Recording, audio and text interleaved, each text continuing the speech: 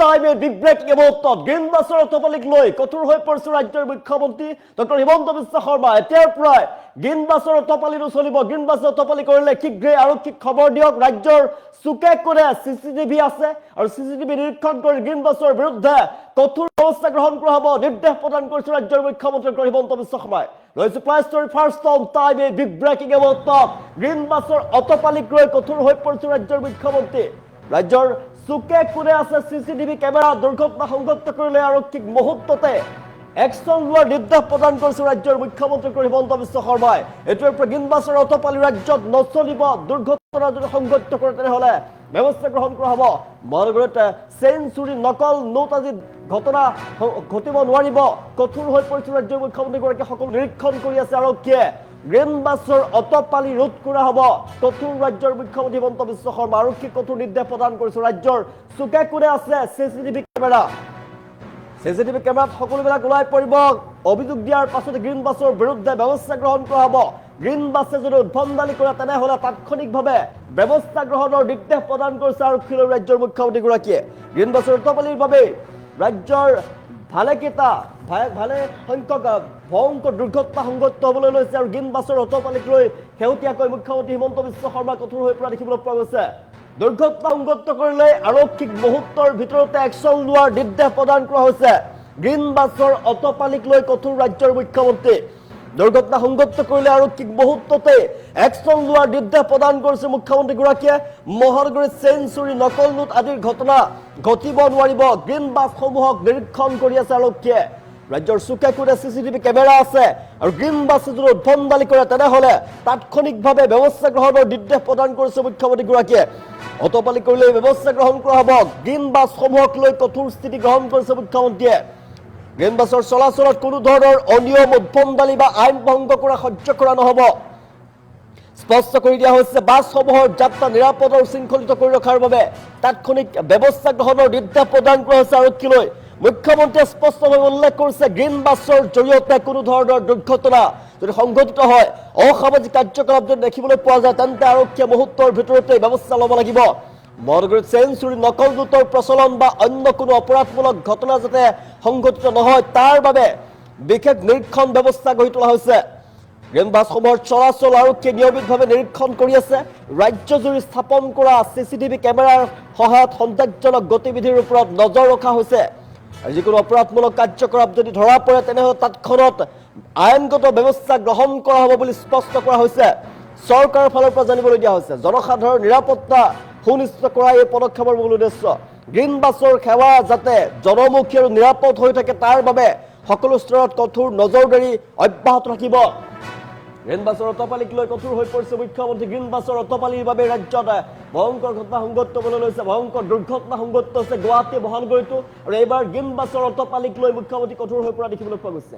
ৰাজ্যৰ চুকে কোণে চিচিটিভি কেমেৰা আছে।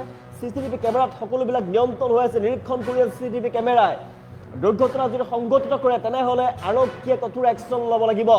মুহূৰ্তৰ ভিতৰতে আৰক্ষীক একশ্যন লোৱাৰ নিৰ্দেশ প্ৰদান কৰিছে ৰাজ্যৰ মুখ্যমন্ত্ৰীগৰাকীয়ে।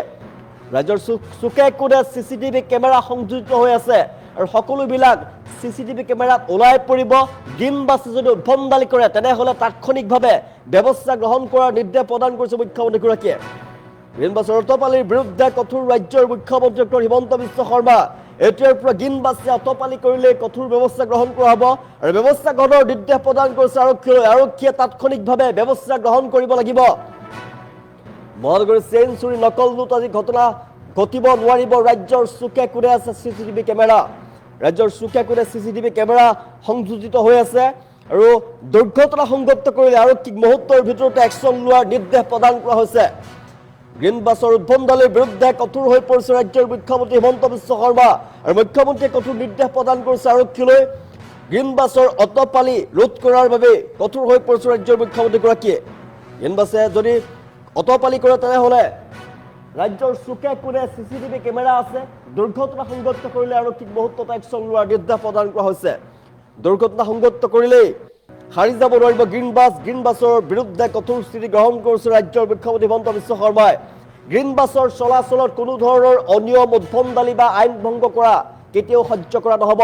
বাছসমূহৰ যাত্ৰা নিৰাপদ আৰু শৃংখলিত কৰি ৰখাৰ বাবে তাৎক্ষণিক ব্যৱস্থা গ্ৰহণৰ নিৰ্দেশ প্ৰদান কৰা হৈছে। পুলিচে কাম কৰি আছে আৰু এইটো ক্ষেত্ৰত পুলিচ যথেষ্ট ষ্ট্ৰিক হৈ থাকিব আৰু ময়ো কমিশনাৰক কৈছো যে গ্ৰীণ বাছৰ পৰা হোৱা দুৰ্ঘটনাই হওক, নকলি নোটে হওক, চেইন ষ্ট্ৰিচিঙে হওক, এইবিলাক ঘটনা যাতে নহয় আৰু এতিয়া আমাৰ CCTVও আছে, আমি বহুতখিনি কথা চাবও পাৰোঁ। সেইকাৰণে মই পুলিচক কৈছো যে যাতে ষ্ট্ৰংগেষ্ট একশ্যন এইবিলাকৰ ওপৰত লয়। পুলিচে কাম কৰি আছে আৰু এইটো ক্ষেত্ৰত পুলিচ যথেষ্ট ষ্ট্ৰিক হৈ থাকিব আৰু ময়ো কমিশনাৰক কৈছো যে গ্ৰীণ বাছৰ পৰা হোৱা দুৰ্ঘটনাই হওক, নকলি নোটে হওক, চেইন ষ্ট্ৰিচিঙে হওক, এইবিলাক ঘটনা যাতে নহয় আৰু এতিয়া আমাৰ CCTVও আছে, আমি বহুতখিনি কথা চাবও পাৰোঁ। সেইকাৰণে মই পুলিচক কৈছো যে যাতে ষ্ট্ৰংগেষ্ট একশ্যন এইবিলাকৰ ওপৰত লয়। পুলিচে কাম কৰি আছে আৰু এইটো ক্ষেত্ৰত পুলিচ যথেষ্ট ষ্ট্ৰিক হৈ থাকিব আৰু ময়ো কমিশনাৰক কৈছো যে গ্ৰীণ বাছৰ পৰা হোৱা দুৰ্ঘটনাই হওক, নকলি নোটে হওক, চেইন ষ্ট্ৰিচিঙে হওক, এইবিলাক ঘটনা যাতে নহয় আৰু এতিয়া আমাৰ CCTVও আছে, আমি বহুতখিনি কথা চাবও পাৰোঁ। সেইকাৰণে মই পুলিচক কৈছো যে যাতে ষ্ট্ৰংগেষ্ট একশ্যন এইবিলাকৰ ওপৰত লয়। পুলিচে কাম কৰি আছে আৰু এইটো ক্ষেত্ৰত পুলিচ যথেষ্ট ষ্ট্ৰিক হৈ থাকিব আৰু ময়ো কমিশনাৰক কৈছো যে গ্ৰীণ বাছৰ পৰা হোৱা দুৰ্ঘটনাই হওক, নকলি নোটে হওক, চেইন ষ্ট্ৰিচিঙে হওক, এইবিলাক ঘটনা যাতে নহয় আৰু এতিয়া আমাৰ CCTVও আছে, আমি বহুতখিনি কথা চাবও পাৰোঁ। সেইকাৰণে মই পুলিচক কৈছো যে যাতে ষ্ট্ৰংগেষ্ট একশ্যন এইবিলাকৰ ওপৰত লয়। পুলিচে কাম কৰি আছে আৰু এইটো ক্ষেত্ৰত পুলিচ যথেষ্ট ষ্ট্ৰিক হৈ থাকিব আৰু ময়ো কমিশনাৰক কৈছো যে গ্ৰীণ বাছৰ পৰা হোৱা দুৰ্ঘটনাই হওক, নকলি নোটে হওক, চেইন ষ্ট্ৰিচিঙে হওক, এইবিলাক ঘটনা যাতে নহয় আৰু এতিয়া আমাৰ CCTVও আছে, আমি বহুতখিনি কথা চাবও পাৰোঁ। সেইকাৰণে মই পুলিচক কৈছো যে যাতে ষ্ট্ৰংগেষ্ট একশ্যন এইবিলাকৰ ওপৰত লয়।